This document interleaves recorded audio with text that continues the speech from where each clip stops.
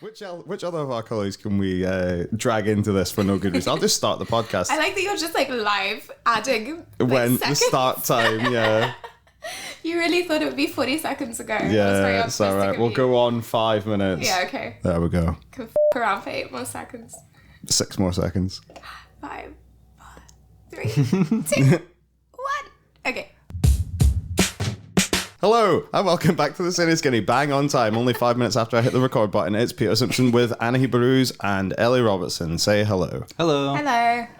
Ellie and Anahit have got the Nook here at ground floor, the new EHFM studio. I am on a chair surrounded by various other bits of furniture. You're not opposite, you're adjacent to the Nook. So I'm kind of looking around the corner at you. Yeah, also like the way that we're arranged in the studio is that like Ellie is in the kind of like Pennywise slot of just but like 2/3 of the head not visible. I'm like just slightly rotating. But at the same time, That's if you were much to sit exactly opposite the Nook, then it would feel like parents' evening or something. Yeah. I feel like an most comically inept interrogation. Yeah, it's a small room, so wherever people sit really changes the dynamic. Yeah, well, let's see how this one works out on this episode of the podcast. Jamie has only just got back from holiday in America, so he sends his regards. From Broadway. He also sent several emails while he was on holiday. Oh no, he did actually. And he really helped out with getting screeners for this episode. So shouts out to the big man. I'll never slag him off again. So on this one, we are talking about In Camera, the debut film from Nakash Khalid. We are talking about one of Anahit's favourite films of all time, TM, The Fall, the Tarsem Singh film, which is getting a big restoration and some screenings by us. More on that shortly. And then in honour of those two things, we are going to talk a bit about kind of grand filmmaking follies, big adventures in auteurism, and what happens when filmmakers go big when really, if they thought about it, they could have just gone home. So that is what is to come in the fullness of today's episode. But first up, Anahit, you're back from Venice. Hello. I am. Hello. What have you been watching? That's both the genuine question and the start of this segment of the podcast. I think I told you what I've been watching in Venice, didn't I? Yes, you did. Which was mostly shit. Expertly edited in by Jamie Dunn. Yeah. Have to say. Again, shouts out to the big man. If anyone's on the shout out to the big man clock, that's 2 so far. Venice was very mid, so we won't go into that again. But I have seen some new films since I got back.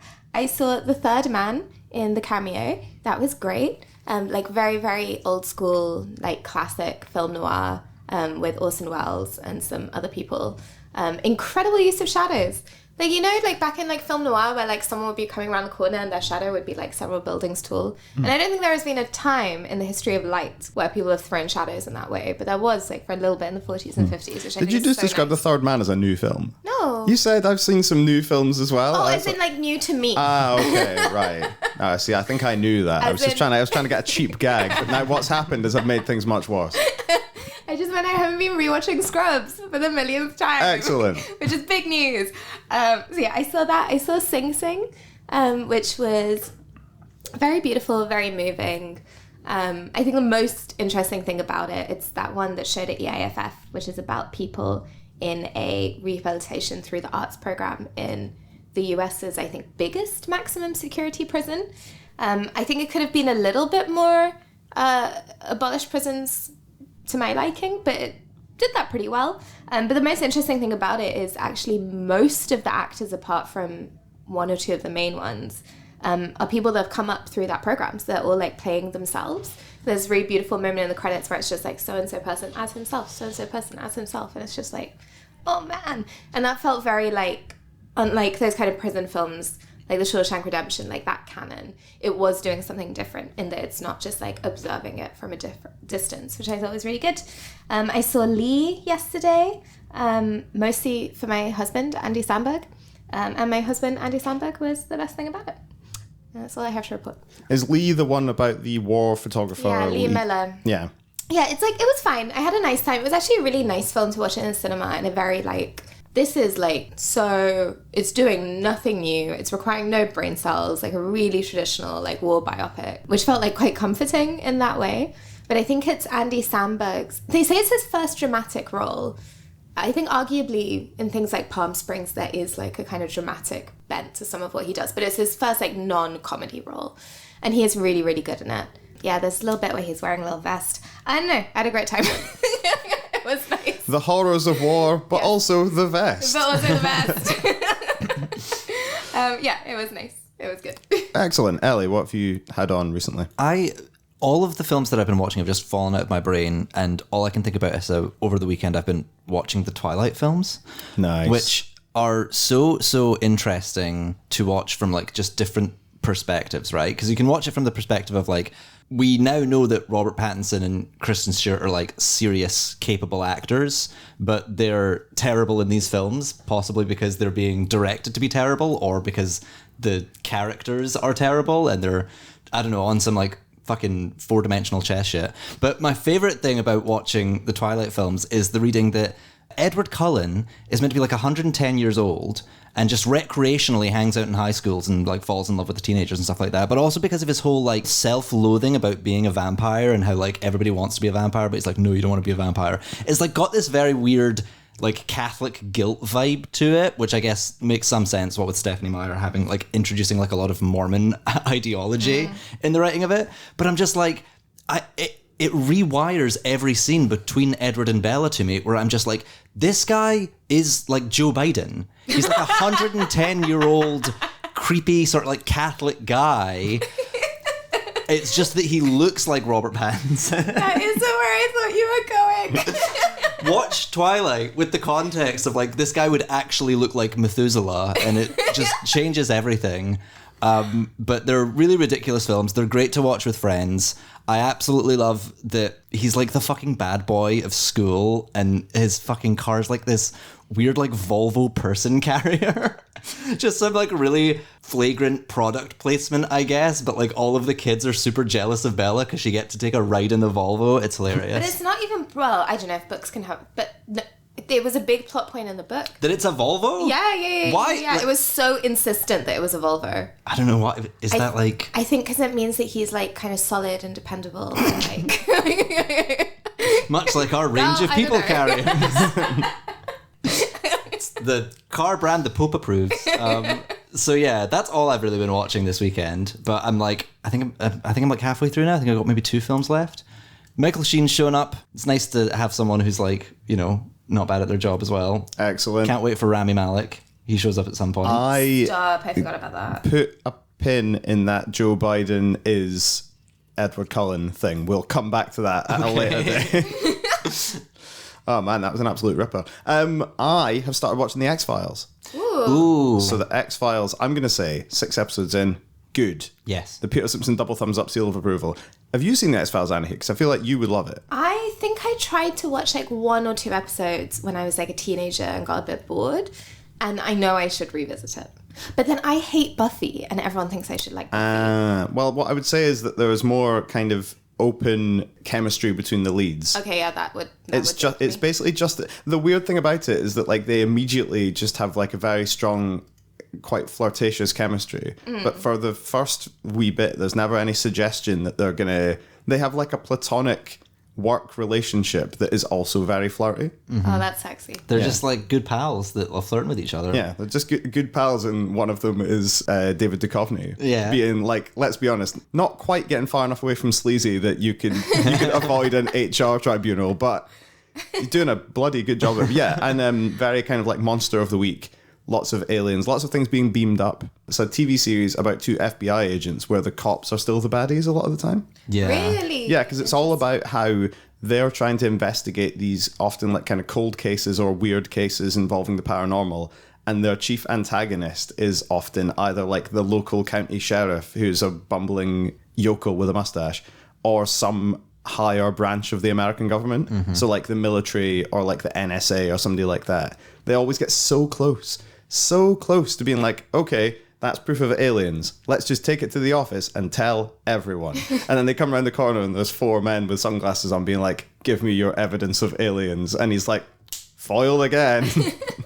Time to go and flirt with my colleagues and come back again this time next week. So yeah, X-Files is very good. We'll come back to that in the same way that we'll definitely come back to Joe Biden as Edward Cullen. Yeah. We're setting up so many... Yeah. Jamie's going to be so confused when he comes back in 2 weeks' time.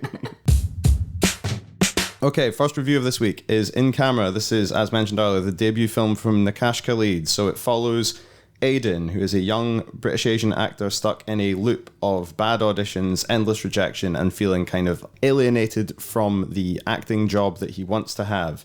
We also follow his flatmate Beau, who is a terminally burnt out junior doctor, and Conrad, who's this kind of like fashion consultant guy who moves into their house and seems to kind of potentially offer a way for Aidan to shake things up a bit in this life that he lives. So it's Naban Rizwan, who is Dionysius in the new Netflix Chaos program. He plays Aidan. Rory Fleckburn plays Beau, and Amir El Masri, the main man from Limbo, is Conrad. As I say, debut film from Nakash Khalid. And I think there's been a lot of talk about how this is like the film that he wanted to make, and he wanted to make the film that he wanted to make, and he didn't want to feel like if he only got a chance to make one film that he hadn't made the film that he wanted to make. Now the question is, Ellie, should he have made that film, and to what extent was it a success? It may have maybe been a bit more, I think we might have been a bit kinder if it was like a short film, because I do think that this film has strengths. Its strengths mainly, I think, are in the director's ability to kind of make a visual point. So, like, I didn't feel particularly bored throughout it. I wasn't, like completely lost. And each scene kind of, I don't know, was, like, manageable enough to kind of go along with. The opening scene is, you know, it's a sort of propaganda detective procedural show that's being filmed. And when they cut, the main guy gets on the phone to his agent to complain about this terrible role and how much it sucks. Oh, but he's not the guy that we're following after all. It's the poor guy who's stuck playing the dead body. And so it's kind of like, you know, drawing a contrast there. And I do think that that's the strength of the film, is its depictions of film and TV production and how kind of dehumanizing and slightly dystopian they can be. You know, we get a shot of like a dark closet full of like a dozen similar looking brown actors, and it's like, you know, it can make a very clear point with just one scene or just one single shot. So I think that it has that kind of visual commentary down, but then maybe where it falls apart is when you're looking at its bigger picture. Following, like you say, the protagonist Aidan, we go to his flat, we see his flatmates, we're kind of following them, and the question of where are these characters going to go or what arc are they on never feels fully satisfied. Like you say, Amir El Masri shows up as the new flatmate, and it feels familiar. It feels like everybody kind of knows the kind of guy this character's supposed to be. Really smirky, smarmy. He's like an entrepreneur, and, you know, all the stuff that you can imagine about how hard small business ownership is just doesn't seem to apply to this guy. He's always just grafting, grinding, jet setting and networking, and he just sort of seems like his success is coming infinitely out of nowhere. And he does help with the film's larger point, where he puts into words the kind of commodification of your identity in today's society, and he like talks about the color of his skin and how that's sort of like, oh, you know, it's our time now.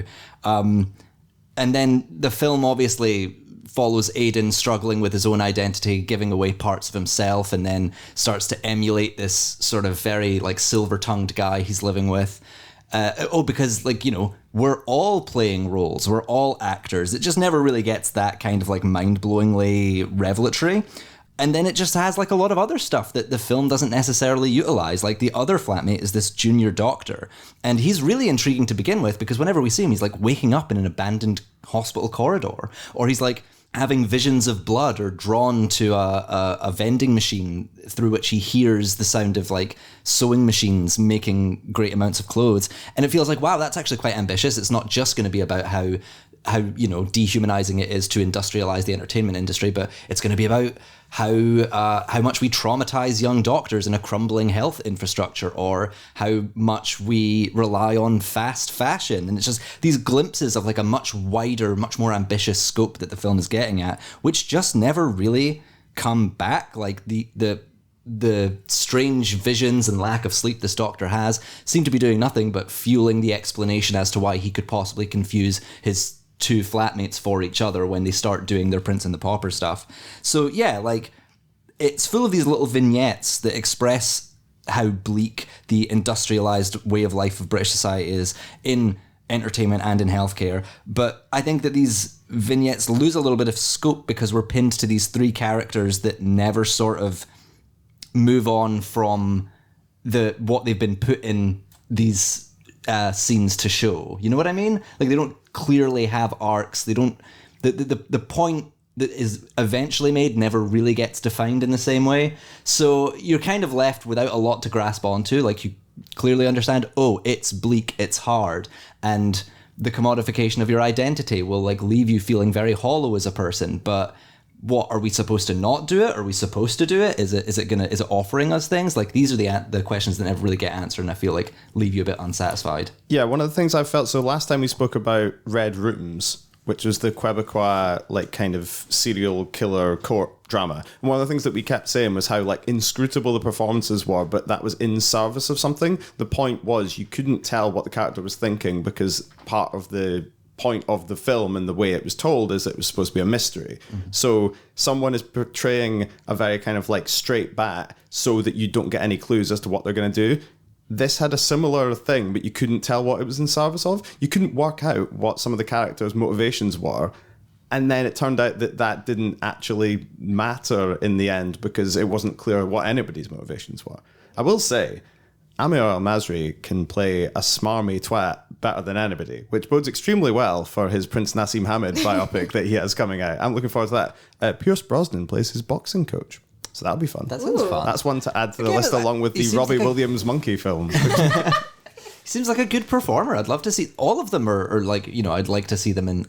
Like I say, like scene by scene, I was kind of in there with it. It was just kind of coming out of it. You realize that it doesn't really amount to all that much. Yeah, this is one of the things that I wrote down. I was intrigued for large portions of the film, but I think maybe Anahit, I was expecting it to cohere together in a way which it did not. No, I don't have a single clue what this film was trying to do, to be honest. I think, yeah, what you were saying, Ellie, about like these sort of glimpses of a sort of like an underlying political point, they never really carry through. And the entire film has this almost speculative sci-fi quality. There's these really, in terms of tone, it's really interesting because it's so like stripped back and bleak.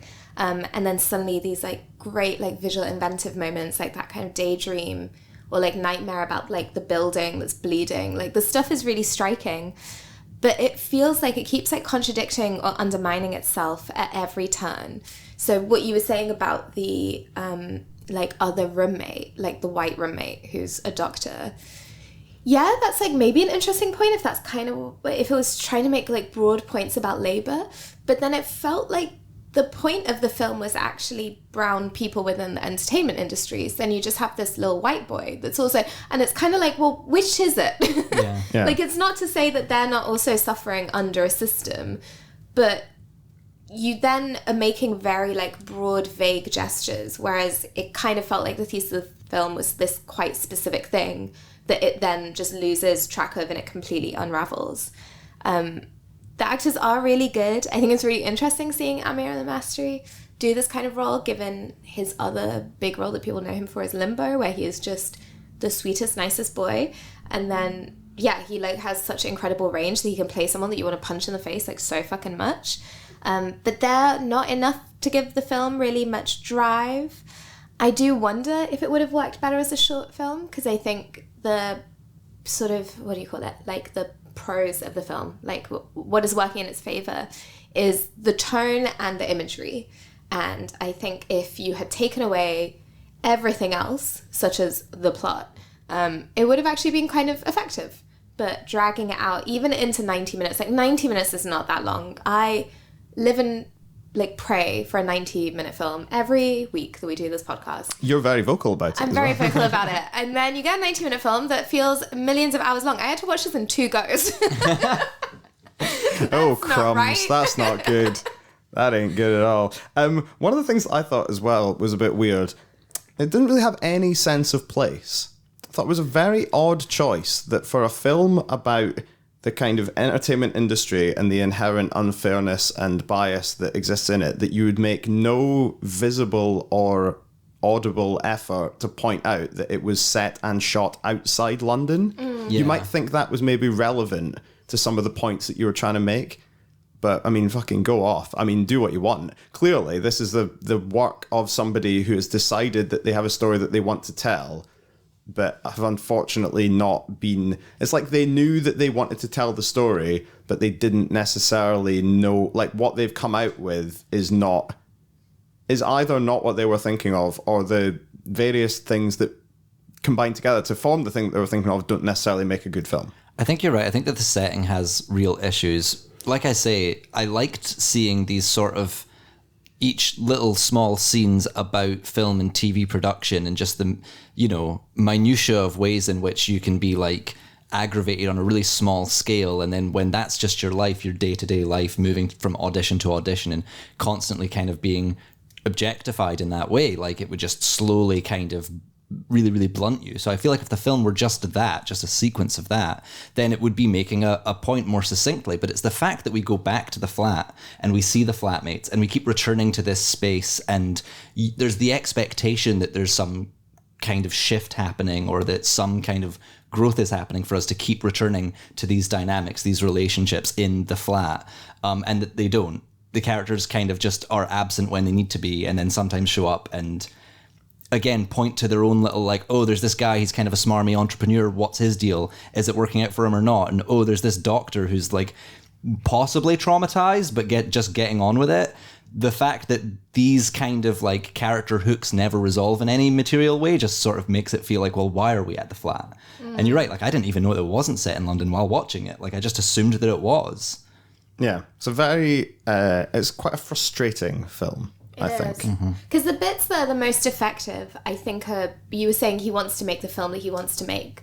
But I think my problem with the film is I'm like, I don't think he did make the film that he wants to make. Because the bits of the film that are the most interesting about that entertainment industry, so like the auditions that he does where he, like it becomes real as if he's almost on the set and like the costumes there and everything. And there's one really good bit where he's playing a terrorist and she asks him to do a Middle Eastern accent. Like, those are actually really incisive, but then they get lost amidst everything else. And I feel those are the films he wanted to make. And someone should have told him, if he wants to make the film that he wants to make, he should edit. Yeah. For his own sake. And no one told him that, which is sad. Oh, no. Well, if any of that sounded intriguing to you, In Camera is in cinemas now, and it'll probably be on for the next wee while, so go and check it out if that sounds... I mean, visually it's very nice, so you might have a nice time if you watch it in the cinema. And it is 90 minutes, and I think we were recording when we said this. I think, for me, this is one of those films where I'm like, I would be so interested to see what that director does next, because I think there is a lot of potential there. I just think it needs a slightly better guided hand and maybe a better script. Yeah. But maybe it'll be one of those things that we look back on and it's someone's slightly flimsy first film, but they go on to do really great things. I can see it being that. Yeah. But yeah, as a standalone film, it's not what it could be. Yes. Dare I ask Letterboxd scores? We have a Letterboxd at the Cine Skinny. Yeah, we do. Ellie. I'll say 2. I said 2.5. I also said 2. Okay. So 2. 2. 2 it is. That wee shame, isn't it? But there you go. Yeah. Well, you live by the 5 stars, you die by the 5 stars. It's so exciting. Can't believe Jamie programmed something I like. Well, that's something that Anahit likes, is the second thing we're going to talk about this week, which is The Fall. This is Tarsem Singh's 2006 opus, shot over many, many years in many, many, many locations at great expense and personal toil. Roy is a stuntman who's convalescing in hospital after having a bad fall on set. Alexandria is a young girl who's also in the hospital. She's recovering from a broken arm. They kind of like become pals, and Roy starts to tell his newfound pal an epic tale of far-flung places, banditos, and revenge. We have Princess Bride at home, and it turns out it's just as good as what we would have had if we went out. It's a film that you may have heard of and seen stills from, but has been languishing in kind of like undistributed limbo for a very long time. But it is coming back in a new 4K restoration being distributed by the top lads over at Mubi. So it's coming on Mubi from the 27th of September. Anahit, you have repeatedly described this as one of your, if not your favourite film out of all of the films that they've made in that great land of cinema. My favourite film is probably The Virgin Suicides, but this is in my Letterboxd top 4 and has been in my Letterboxd top 4 pretty much the whole time. Yes. I love this film. Tell us why. I will tell you why. So, excellent. That's podcasting. Podcast.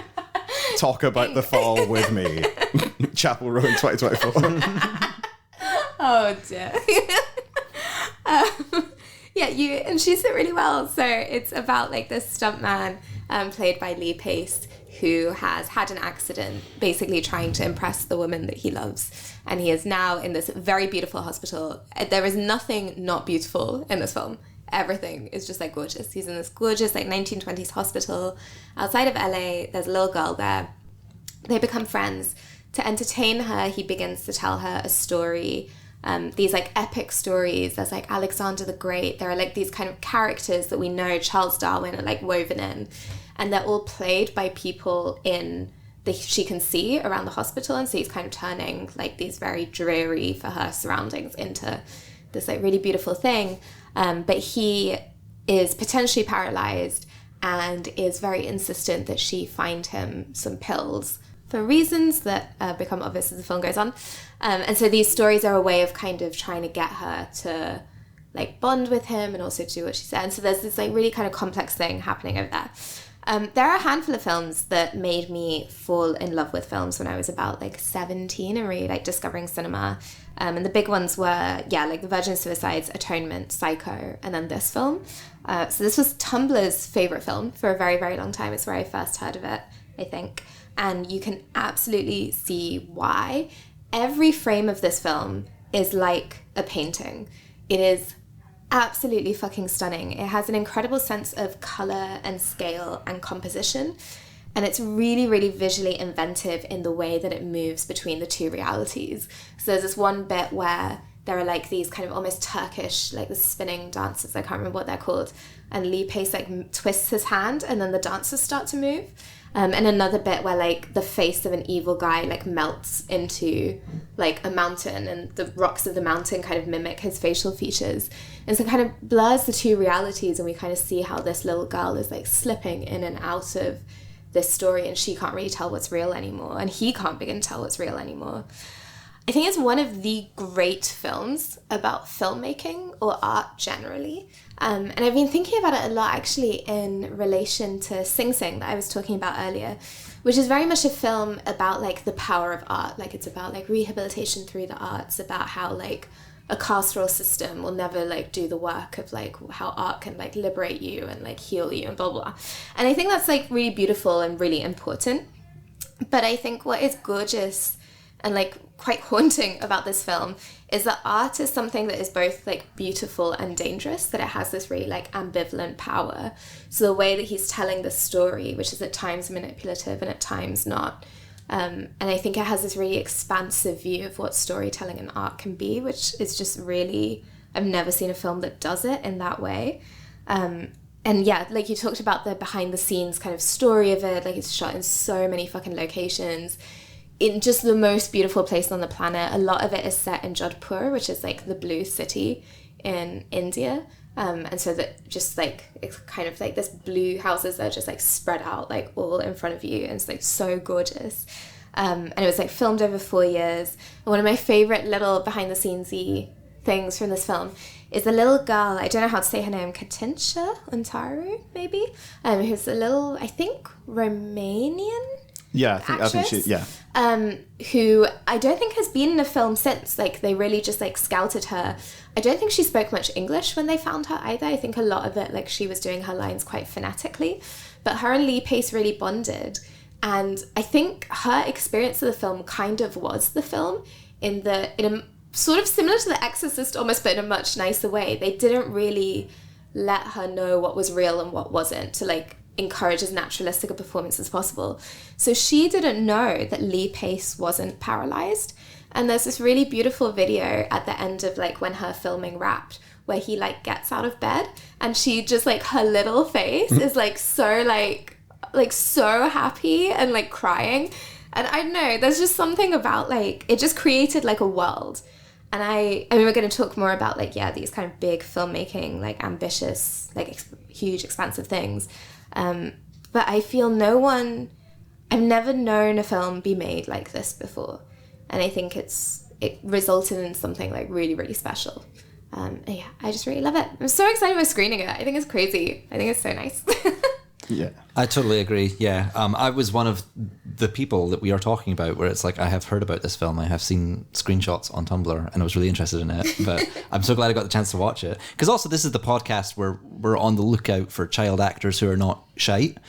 Yeah, that is one of our main things that we do. We look for people who can be compared to Joe Biden, and then we try and find child actors who don't immediately want pushed off their tracks into a canal. But that's the thing, it's not even that. I think Katincha Untaru is like a good performer, because as you say, there's like somewhat of an improvisational side to it. Like it's very like deconstructed in that way in the performance. But it's more about that this is a great film about viewing the world through the eyes of a child and like how things are different. Like the setting, like you say, is amazing. This hospital in like 1910s LA, where it's like very sprawling and dilapidated, but you have this sort of wonderful like cast of doctors and priests and patients and visitors who are filing in and out, and we see them in lots of different places. They're kind of just this big family that keep popping up at different times, and then it totally makes sense that they appear in the story, because that's how kids think about stories. They substitute characters for people they know from their personal lives, and what they don't understand about the world they fill in with what they do know. So like a great little detail is that when Roy is telling the story, he refers to a character as the Indian, and based on the kind of like era specific language that he's using at the time, you would understand that he's referring to like a Native American Indian, whereas the little girl thinks that it's a character, a stereotypical warrior from the country of India. And you know, there's that to it, but also like there is a kind of shift in her character. There is kind of a coming of age angle to it that like is very specific to I don't know, like growing, like being a child. Like she has this bond that she forms with Lee Pace because of the story that he provides, but also she becomes very loyal to him, where she's completing these tasks for him. And it's like the idea as well that she sort of adores him in a way that like kids do when they have crushes on grown-ups, but they're still at kind of an age where they can't articulate it. Like they don't fully understand like affection or you know, intimacy. But also in the story, she like casts them as father-daughter when she's like filling out roles. So it's that sort of thing where kids imagine things in very instinctive ways, even when they're so little that they don't really understand what roles people are supposed to fill or how roles relate to them depending on the age they are. So the film also like has a very strong sense of humor. There's a point, I can't fully remember it, where like she's having to translate for her entire family when they come to visit. So when like her mother makes this sort of like very long affectionate speech to the doctor, giving him a gift, the wee girl's just like says thanks, because she clearly doesn't want her mum to like get with this doctor or whatever. And yeah, I don't know, it's just like so sort of magical and like sweet, and it becomes this real kind of like, I don't know, the characters get so entangled among each other, then they begin to like struggle, and that struggle feels so emotional. I like can't really understand the reason why that it maybe had like more of a subdued response when it was released. So I looked up other films that came out in 2006, and I was really interested because when you look at other action films or epics, it's like 300 and like Casino Royale, and it's like films that at a time there's this trend emerging where audiences, I guess, wanted to see shades of moral grayness, right? So like with Daniel Craig as James Bond or whatever, where it's like, oh, you know, now the heroes are as sort of, you know, ruthless and questionable as the villains themselves. But this, in fact, opts for quite a traditional adventure narrative. Like, it's very clear-cut who the good guys and who the bad guys are. It's a story as would be told to a child. But the real, like, I don't know, like, interest of the film comes from how it's possible to reconcile that stories are so different from real life, but at the same time, like, that reconciliation makes you realize they're the same. And I don't know, just like this wonderful little like loop of you know, these two really interesting settings feeding into each other through the eyes of a child, and it becomes like a very like magical experience. Yeah, I think the thing about it, 2006 was, it turns out, a very long time ago now. Yeah. The world was very different then. And you watch this, like, so I had never seen this film, and I think that it is the kind of film where you can see, I certainly could see why it would be taken up to such an extent by some people, and other people would be like, what are you talking about? Because I think that it's one of these films that I think it hits a lot of the Cine Skinny favourite boxes, in that it is visually lovely, has an enormous gear crank tonal shift part of the way through, It has its like very, very strong elements. It has a lot to talk about, but it's also like, yeah, by no means a perfect film. There's some elements of it that just don't quite like hang together. There is a thing where like it's a very deliberate artful film. So if you're expecting, like you say, action movie pace, you're not going to get it. But I think as a piece of art, as this, if cinema can be art, which I think it probably can, then huge of truth. then yeah, I think this is like an example of like a film that is not going to please everybody, but you can absolutely see why it had such a big effect on some people, such as our colleague Anahit. I just really like pretty things as well. It's so pretty. Yeah, and I think actually the 4K, like the restoration job, it looks brilliant. Lovely colours. It's also at a time when like special effects or digital special effects were becoming increasingly popular, so the idea of all this location filming is like, yeah, I don't know, like a big outlier, but also speaks so well to what the film is trying to convey, which is the completely like transportive abilities of storytelling. Like, I don't know, just complete devotion from the cast and crew, and it really comes across in the final product. Yeah, have a sense of wonder in your lives, you joyless people of 2006. So yeah, like I said, Mubi are putting it out on streaming from the 27th of September, but we have 2 cinema screenings of this film, which I think we're all saying you should try and go to if you can. So we're doing one at Summer Hall in Edinburgh on the 1st of October and the CCA in Glasgow on the 16th of October. They're both free. If you can get a ticket, you should come. theskinny.co.uk/tickets. Thanks to Mubi for helping us sort those out. The Fall's a very, very good film, but can we assign a numerical value out of 5 to that? I am nearest the door, so if I give it anything less than a 5, I can run away from it. We'll start with Anahit. Oh yeah, 5. 5 from Anahit. But that's okay if you don't want to do that. I'll say 4.5.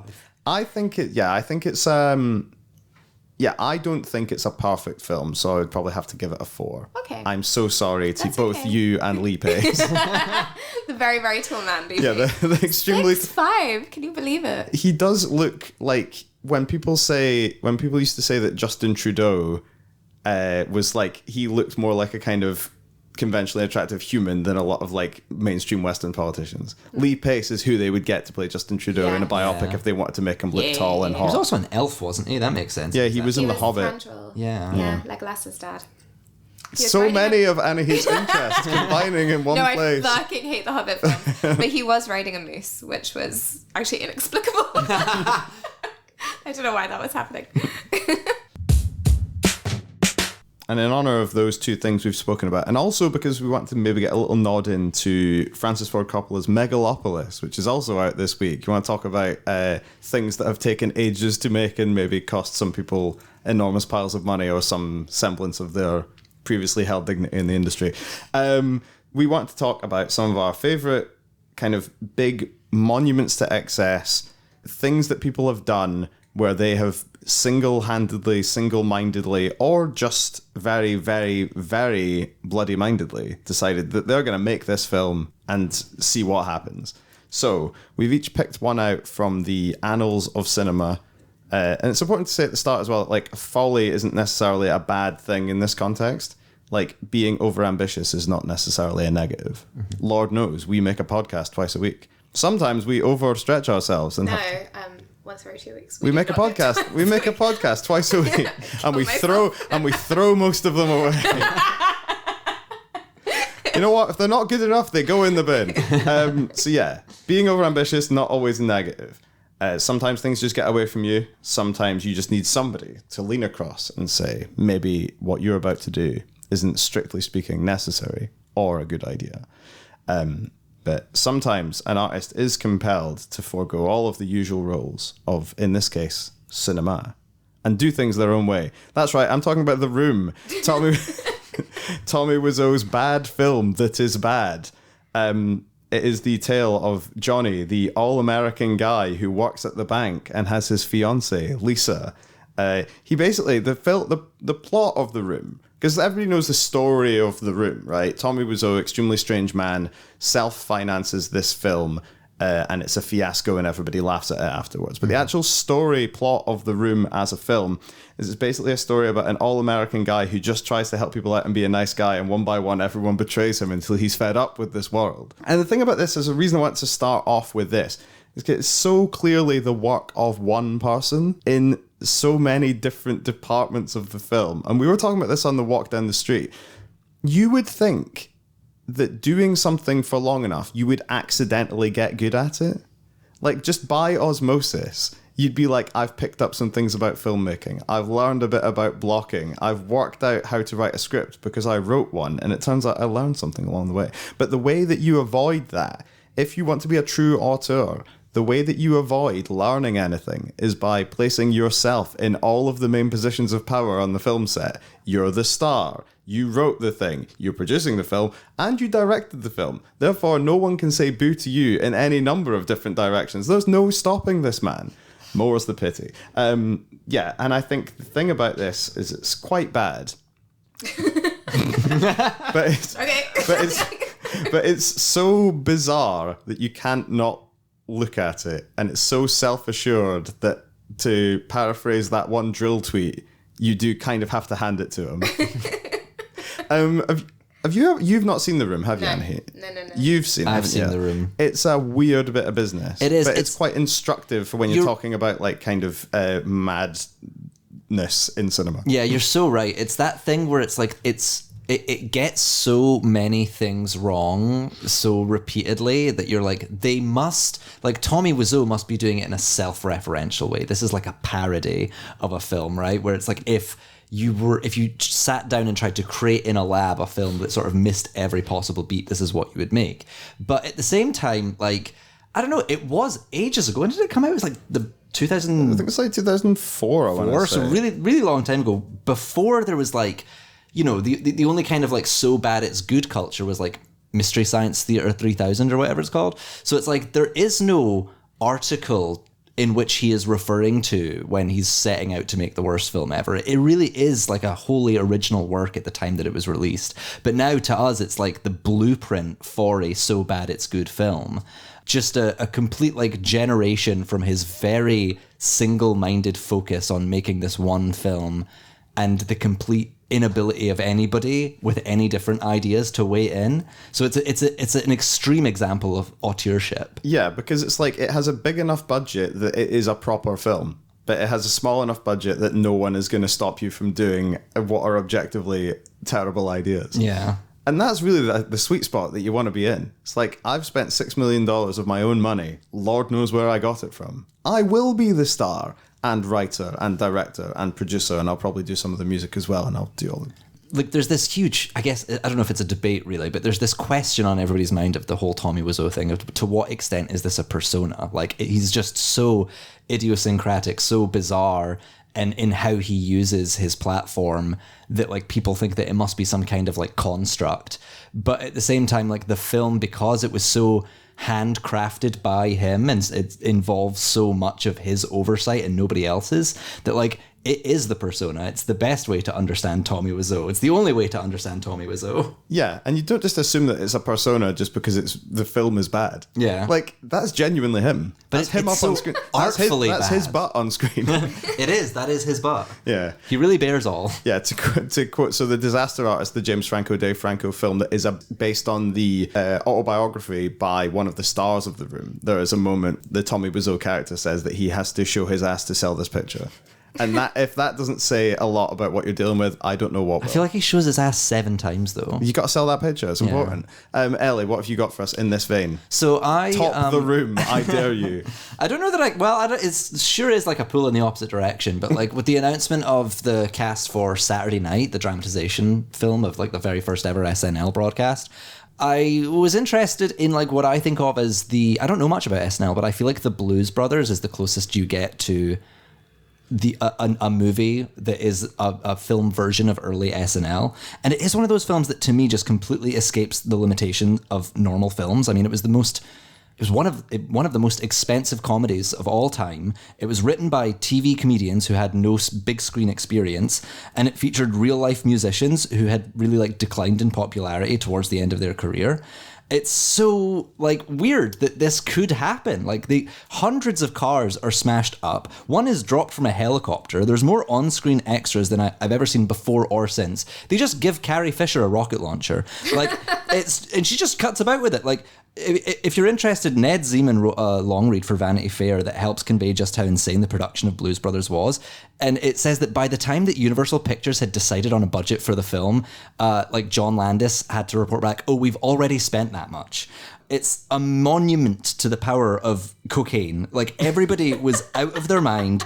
Days of filming were lost when like you couldn't be used. You just wind up with a film about characters who are constantly on the run from the consequences of their own actions. And yet, for all the like sheer, I don't know, money that this film was burning, the story doesn't take us anywhere particularly opulent, right? We stay very much within like an old-fashioned working class Chicago. We see the home of the Blues Brothers. It's this like tiny one-bedroom cupboard that overlooks a railway where there's 3 trains perpetually going by no matter what, and Dan Aykroyd's character eats nothing but plain toast for the entirety of the film. They have this kind of very deprived and unpleasant lifestyle, but they don't really seem interested in doing anything other than what they're doing through like the sort of, I don't know, dad fantasy of quote unquote getting the band back together. The grueling conditions of their real life become a lot more negligible. So in a way, it is like a fantasy film.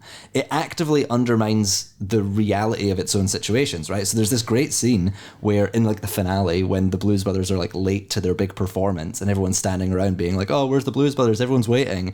Then Cab Calloway, who up until this point just plays like a very kind of like avuncular character, is like, oh, I can perform. And the curtains open, and before the curtains have finished open, there's been a cut and he's now wearing this like sparkly white tailcoat, and the band just instantly with no rehearsal launches into Minnie the Moocher with this huge crowd. And it's like, it's not a failure of continuity, that instantaneous change. It's like trying to convey what it feels like to see a musical performance much rather than what it is. And to me, it's there that like the film could not better convey the idea of something being larger than life. It's that thing where it's like, to me, like cinema is where you find the American folk hero. Like even only a couple years after, you had like Marty McFly and Ferris Bueller. These are like hardworking anti-authoritarians who usually have modest, if not completely impoverished backgrounds, who can bring hundreds and hundreds of people together in a song. And yeah, like that's sort of what the Blues Brothers is about. It's about, you know, these two people who just if you made any of the decisions they made, getting out of jail and then immediately like speeding away from the police and just constantly being on the run and, I don't know, like picking fights with Nazi rallies and stuff like that, it would not end this way, but it always ends out well for the Blues Brothers because like the film demands it. It has to be this great legend. And I also feel like it's an example of cinema offering something that you don't necessarily get when you just listen to the music of these like bygone artists.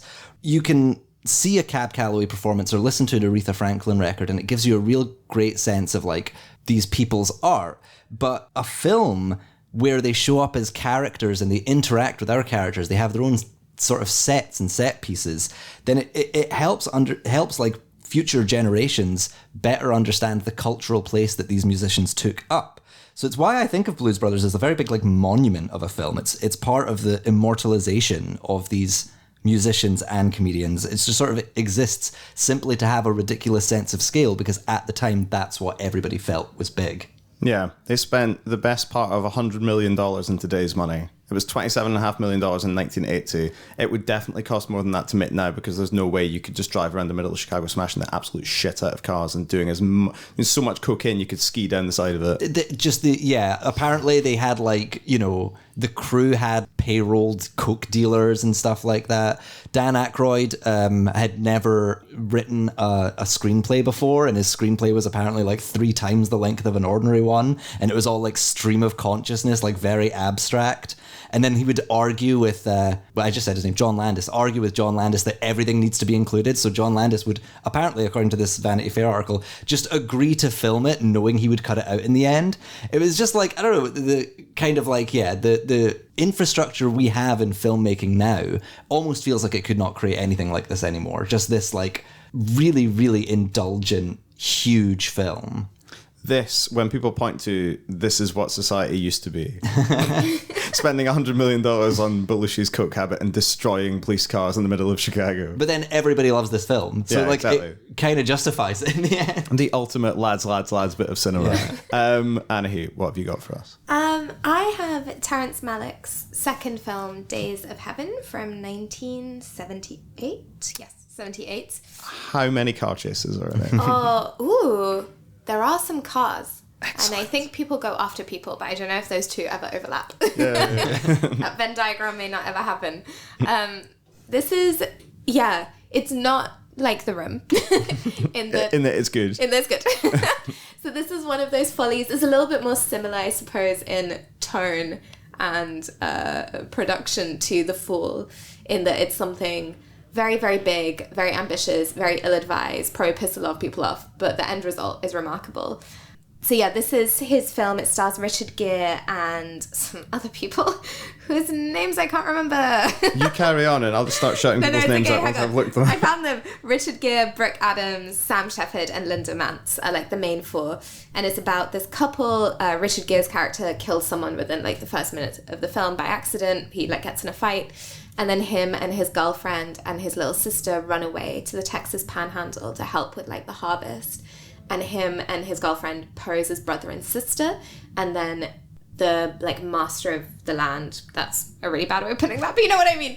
He like falls in love with her. The field king. Yeah, him. Yeah. Sam the Shepard. lord of all the hay. It's actually kind of the vibe. He falls in love with the sister, and then it's all just like quite like tense and weird. It's like really fucking beautiful. Again, one of the most beautiful films ever made. But I just think the production on this film was so fucking crazy. So Terrence Malick was like determined to only shoot with natural light, and on top of that, to only shoot using golden hour light. So he didn't want any kind of artificial light. Golden hour is actually kind of a bit of a misnomer because it's actually golden 25 minutes. Yeah. 25 minutes sometimes as well. Sometimes if you're lucky. Although maybe Texas is always sunny, so maybe that was okay. But yeah, he's trying to shoot in that little bit where the sun goes down, but there's still light in the sky, and it's like fucking stunning, like this golden light. But it meant that there was only 20-25 minutes a day that he could shoot in. Some of the other things that went wrong with this film, I like have this whole fucking list.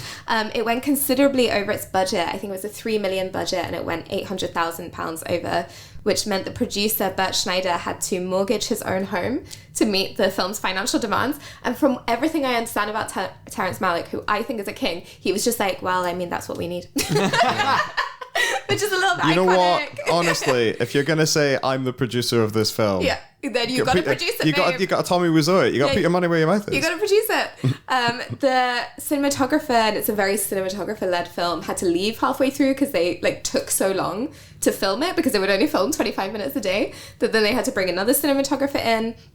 It took Terrence Malick 2 years to wrap up the editing, and they say that a lot of the film was actually, there were just hours of footage and none of it really cohered, and he like was looking at the dailies, I think, and was like, this is fucking awful. So he just kept filming beautiful things and then just made a narrative out of it in the edit, but it took 2 years. I think Richard Gere famously was like, I'm never working with that fucking man again. Again, a little bit iconic. He completely tossed the script, like just did it in the edit. The harvesting machines kept constantly breaking down, and they were like only shooting this little bit of the afternoon, and then it was too dark, and then they'd just be like, well, we can't film today. There's a really, really famous shot in the film, which is like this plague of locusts have kind of eating all of the hay king's hay. And there's this really amazing shot where they like fly up into the sky, and the way that was done was these helicopters flew over and they poured like peanut shells down, and all of the actors walked backwards so that when they play the film in reverse, it looks like the peanut shells are flying up and people are moving forward, which is like a really beautiful bit of filmmaking. But he some days was like, oh, actually, I don't have time for the helicopters. So they just keep the helicopters on retainer, and then they just have to pay for the helicopters that day. And he was like, I'm sorry, the light, it's not quite right. Which is also kind of iconic. Apparently, it was a nightmare, like an absolute fucking nightmare to film, and everyone hated him by the end. But when they saw it, Paramount thought it was so incredible that they basically were like, whatever else you want to make, like carte blanche, like you can make anything you want. And Terrence Malick was so exhausted from working on the film that he, I quote, moved to Paris with his girlfriend and did not make another film for 20 years. And that is iconic. Sometimes the greatest piece of authorship is not making any film. But he didn't need to do anything. He's not mortgaged his own house. Yeah, exactly. He's fine. But yeah, he didn't make anything until the 90s with The Thin Red Line, which is wild. So I think that there's just like such an interesting backstory to that film because it paid off. And I think similar to The Fall, the fact that he really dug his heels in, and unlike In Camera, the fact that he was like, I am going to make the film that I want to make, really, really paid off. The films like use of light, its cinematography, this kind of not special, or you call it like practical effects, all of that, like is what has made the film so iconic. I think it was definitely in my Sight and Sound top 10. I think it was in the top 100 like list, this most recent round. So it is like a really, really important film. But it's so interesting that you can have something that is such a perfect piece of filmmaking and everyone involved in it was like, I would rather kill myself than do that again. And I just think that's really interesting. And I think the thing that's really interesting about all of these things when you put them all together, from like the sublime to the ridiculous, is that I think what makes this kind of film stand out, particularly to, let's be honest, nerds like us, is that filmmaking is such a collaborative thing, and these are examples of like really singular vision. Whether or not everyone is on board with you, whether or not you're going to make them follow your singular vision, or whether there's like a thing that there's this sort of like esprit de corps thing of like, well, we're all in this now. We've smashed these cars up. We may as well make the rest of this film. That like, I think that is why these kind of films, even if they have problems, even if they're very baggy, Blues Brothers is only fucking 2.5 hours long. It's insanely long. Like I say, it was like 3 times the length of a normal script. Yeah. Like Blues Brothers is by any measure too long. Terrence Malick cannot go to parts of Texas without helicopter pilots looking for him. Tommy Wiseau, weirdly, has come out of it quite well. It's weird because I don't want the moral lesson that people take away from this episode to be like, sometimes you just have to annoy as many people as possible and it'll all work out for you. But it turns out that sometimes you do have to annoy as many people as possible and it just all works out. It is the thing, because you're right, like film is this sort of sliding scale where some films seem incredibly tied to the identity of the director or the producer. Like we say, this is auteurship, right? But then other films feel more collaborative, and it is the compromise with other people that allows sort of the greatness to come through. But I suppose what is interesting is when you have that very single-minded kind of, I don't know, all-powerful auteur, like the fact that people kind of have to go along with it doesn't change the fact that there are lots of people coming together and giving the film their best effort and awarding it their own like sense of scale. So you're right, like sometimes, you know, you don't want a gigantic tyrannical director who's just burning money for no good reason, especially if they don't wind up being like critically acclaimed in the end. But yeah, filmmaking is just really, really special, regardless of whether or not it is like more regimented, people just following the vision of somebody else or contributing their own. And if nothing else, what all these kind of mad follies and things give you is somebody to blame when it goes wrong. Don't look at me. I was just doing what Terrence said. Don't ask me about all that cocaine. That's John Belushi's problem. And on that note, we'll hopefully have Jamie Dunn back in 2 weeks' time so we can blame him for whatever happens on the next episode of the Cine Skinny podcast. So yeah, thanks for listening. The skinny.co.uk/tickets for those remaining tickets for the free screens of The Fall do come. It's a very good film. Thank you, Anahit. Thank you, Peter. Cheers, Ellie. Thank you. I've been Peter. This has been the Cine Skinny podcast. I've been Peter. I have, and I will continue to be so. Right, bye, everybody. Bye. Bye.